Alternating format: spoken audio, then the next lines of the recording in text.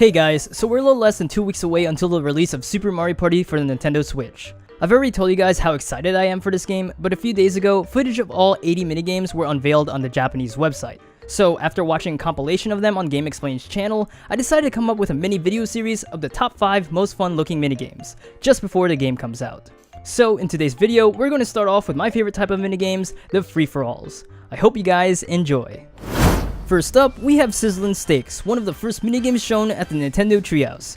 This is a perfect example of motion controls done right. The main objective here is to be the first one to cook all sides of the meat cube. And apparently, your Joy-Con will rumble to indicate that it's cooking and will stop when it's cooked. That's pretty neat. I think this minigame will be fun because not only do you have to balance your meat, but you also need to motion a flip to get to the next side. And I can already see myself struggling to get that one side. It's like a race to see who can get to the last middle piece in Tipsy-Turny. Definitely a cool challenge. Next, we have Snack Attack. Now, immediately I think of Mario Party 5's Coney Island and Mario Party 7's Big Dripper, where the objective is fairly the same: catch the most popcorn falling from the sky to win. I've always been a fan of these type of minigames, so Snack Attack is no exception to the punch. Its fast-paced gameplay seems to outrun Coney Island's, and the falling boulders seem to be more of a challenge compared to the bees on Big Dripper. Plus, not only will you be stunned if you hit any of these boulders, but you will lose points too. A great upgrade from the rest, and it seems like it will be the best. So this next minigame doesn't have a name yet. It's one of those with only descriptions on what you have to do. However, if you click on the minigame on the Japanese website, they describe it as Count Canopio, which translates to Count Toad.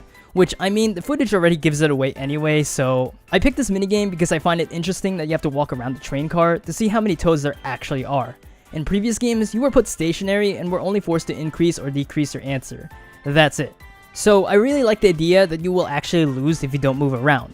This makes the game tougher too because you may miscount if the toads move too much, so I think this will be a lot more enjoyable.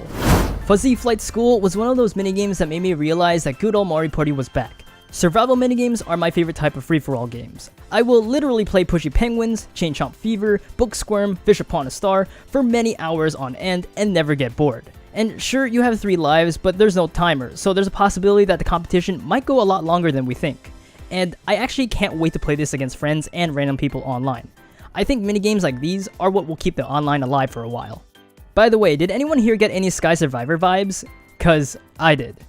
Oh, and one more thing, I'm going to include Cruisin' for a Bruisin' too, because it's essentially the same idea, except bruisers and blocks act as obstacles, and you only have 1 life. But yeah, you can tell I really wanted this minigame somewhere on this list, so there you go, it's a tie-ish, I guess. And lastly, we have Lookin' for Love, a game similar to Mario Party 9's Don't Look. However, instead of avoiding the direction of arrows on the screen, your goal is to, you guessed it, look for love. Well, technically the suit of hearts because there's spades, clubs, and diamonds, but you get the point. This one's basically a mind game because while the shapes are always the same, the colors may change in just a couple of rounds. So you may get accustomed to a green heart and then accidentally mistaken it for a green spade. This minigame really tests your cognitive skills. Kinda reminded me of those color and word tests. I don't know. I like these kind of games too. And if you do as well, I suggest checking out Luminosity. It's like Big Brain Academy, but better. Alright guys, that about wraps up today's video. Let me know what your top 5 list is in the comment section below, as well as your favorite type of minigame. Are they platform, puzzle, survival, weird? Anyways, I'll catch you all with more Nintendo related stuff soon. I apologize for a lack of uploads, but college has me a little bit busy lately, but I should be back on track and uploading 2 to 3 videos a week. So the next top 5 most fun looking list will be on 1 vs 3 minigames. Thank you guys for watching, leave a like if you guys enjoyed, and subscribe if you're new to the channel.